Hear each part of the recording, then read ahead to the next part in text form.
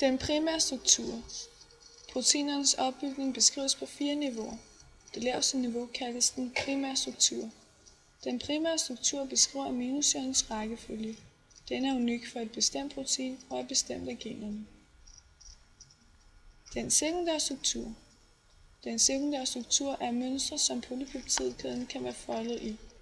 Disse kaldes for strukturelementer og inkluderer alfa-helix og beta-foldeblade, som holdes sammen af hydrogenbindinger. En del af en polypeptidkæde, som ikke er foldet, kaldes for et tilfældig kæde. Det er aminosyrerne, som bestemmer, hvilke sekundære strukturelementer, der er til stede i et protein. Nogle aminosyrer har stor tilbøjelighed til at fremdannelsen af alfa-helix og andre fremdannelsen af beta-foldeblade.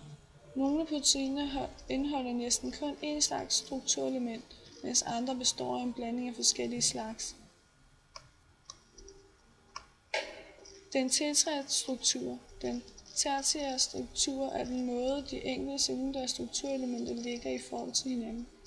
For eksempel er en polypeptidkæde, der består af 5 alfa-helixer, sjældent blot 5 alfa-helixer, som flyder rundt imellem hinanden. I stedet pakkes de ofte sammen for at forhindre vand eller salt at trænge ind.